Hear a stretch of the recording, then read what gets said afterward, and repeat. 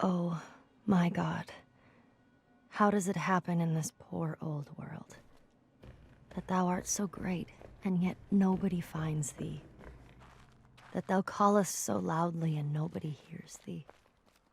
That thou art so near, and nobody feels thee. That thou givest thyself to everybody, and nobody knows thy name. Men flee from thee, and say they cannot find thee. They turn their backs and say they cannot see thee. They stop their ears and say they cannot hear thee. Hans Dank, circa 1520.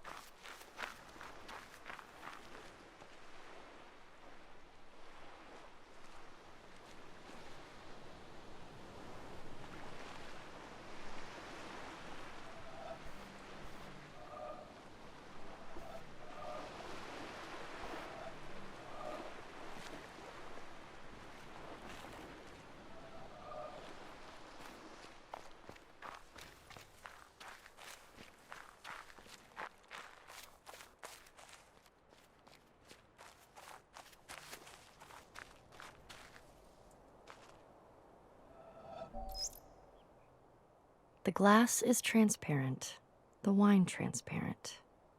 The two are similar, the affair confused.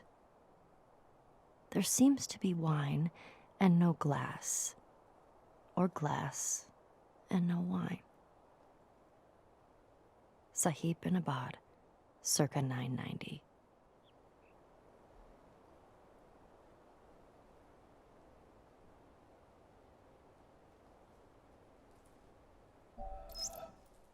We join spokes together in a wheel, but it is the center hole that makes the wagon move. We shape clay into a pot, but it is the emptiness inside that holds whatever we want.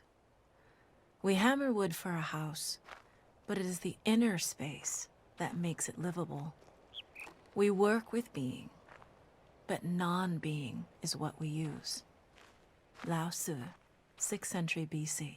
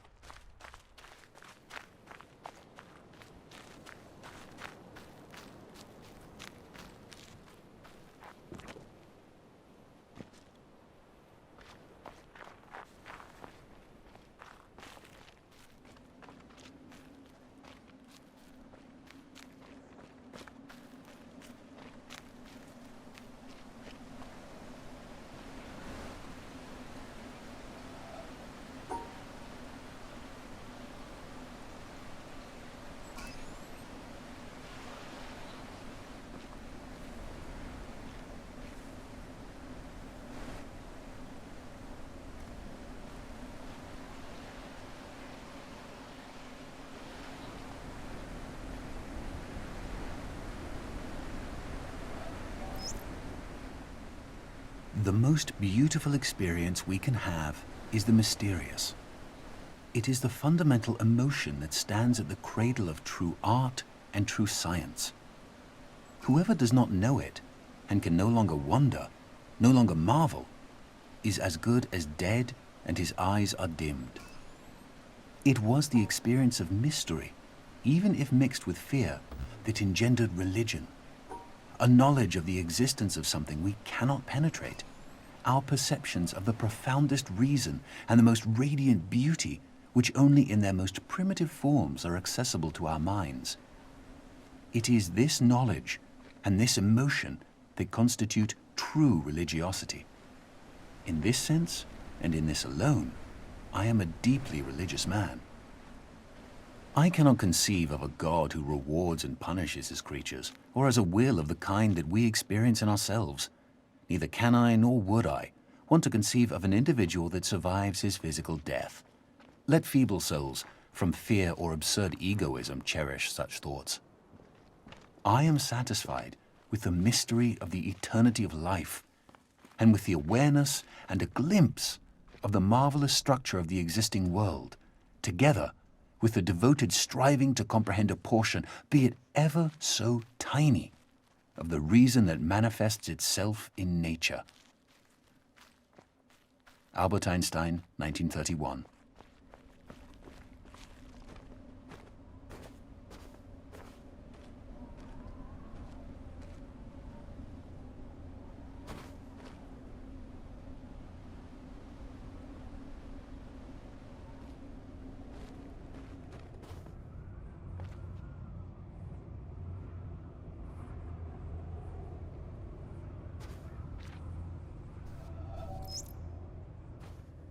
Up there, you go around every hour and a half, time after time after time. You wake up usually in the mornings, and just the way that the track of your orbits go, you wake up over the Mideast, over North Africa. As you eat breakfast, you look out the window as you're going past, and there's the Mediterranean area, and Greece, and Rome, and North Africa, and the Sinai, the whole area. And you realize that in one glance, that what you're seeing is what was the whole history of man for years, the cradle of civilization. And you go around down across North Africa and out over the Indian Ocean, and look up at that great subcontinent of India, pointed down toward you as you go past it. And Ceylon off to the side, Burma, Southeast Asia, out over the Philippines, and up across that monstrous Pacific Ocean. Vast body of water. You've never realized how big that is before. And you finally come up across the coast of California and look for those friendly things. Los Angeles and Phoenix, and on across El Paso. And there's Houston. There's home. And you look, and sure enough, there's the Astrodome. And you identify with that, you know? It's an attachment. And down across New Orleans, and then looking down to the south, and there's the whole peninsula of Florida laid out. And all the hundreds of hours you spent flying across that route, down in the atmosphere, all that is friendly again. And you go out across the Atlantic Ocean and back across Africa. And you do it again, and again, and again. And that identity, that you identify with Houston, and then you identify with Los Angeles, and Phoenix, and New Orleans, and everything. And the next thing you recognize in yourself is you're identifying with North Africa. You look forward to that. You anticipate it. And there it is. That whole process begins to shift of what it is you identify with. When you go around it in an hour and a half, you begin to recognize that your identity is with that whole thing, and that makes a change. You look down there, and you can't imagine how many borders and boundaries you crossed again and again and again, and you don't even see them. At that wake-up scene, the Mideast, you know there are hundreds of people killing each other over some imaginary line that you can't see. From where you see it, the thing is a whole, and it's so beautiful. And you wish you could take one from each side in hand and say, look at it from this perspective. Look at that. What's important? And so a little later on, your friend, again those same neighbors, another astronaut, the person next to you goes out to the moon. And now he looks back and sees the Earth not as something big where he can see the beautiful details, but he sees the Earth as a small thing out there. And now that contrast between that bright blue and white Christmas tree ornament and that black sky, that infinite universe, really comes through. The size of it, the significance of it, it becomes both things. It becomes so small and so fragile, and such a precious little spot in that universe that you can block it out with your thumb. And you realize that on that small spot, that little blue and white thing is everything that means anything to you. All of history and music and poetry and art and war and death and birth and love, tears, joy, games, all of it is on that little spot out there that you can cover with your thumb. And you realize that that perspective, that you've changed, that there's something new there. That relationship is no longer what it was. And then you look back on the time when you were outside on that EVA and those few moments that you had the time because the camera malfunctioned, that you had the time to think about what was happening. And you recall staring out there at the spectacle that went before your eyes. Because now, you're no longer inside something with a window looking out at a picture. But now you're out there, and what you've got around your head is a goldfish bowl, and there are no limits here. There are no frames. There are no boundaries. You're really out there, over it, floating, going 25,000 miles per hour, ripping through space, a vacuum, and there's not a sound. There's a silence, the depth of which you've never experienced before. And that silence contrasts so markedly with the scenery and the speed with which you know you're going. That contrast, the mix of those two things, really comes through. And you think about what you're experiencing and why. Do you deserve this? This fantastic experience? Have you earned this in some way? Are you separated out to be touched by God to have some special experience here that other men cannot have? You know the answer to that is no. There's nothing that you've done that deserves that earned that. It's not a special thing for you. You know very well at that moment, and it comes through to you so powerfully that you're the sensing element for man. You look down and see the surface of that globe that you've lived on all this time, and you know all those people down there. They are like you. They are you. And somehow you represent them when you are up there. A sensing element, that point out on the end, and that's a humbling feeling. It's a feeling that says you have a responsibility. It's not for yourself. The eye that doesn't see does not do justice to the body. That's why it's there. That's why you're out there. And somehow you recognize that you're a piece of this total life. You're out on that forefront and you have to bring that back somehow. And that becomes a rather special responsibility. It tells you something about your relationship with this thing we call life. And when you come back, there's a difference in that world now. There's a difference in that relationship between you and that planet, and you and all those other forms of life on that planet, because you've had that kind of experience. It's a difference, and it's so precious. And all through this, I've used the word you because it's not me. It's not Dave Scott. It's not Dick Gordon, Pete Conrad, John Glenn. It's you. It's us. It's we. It's life. It's had that experience. And it's not just my problem to integrate. It's not my challenge to integrate, my joy to integrate. It's yours. It's everybody's. Russell Schweikart, 1975.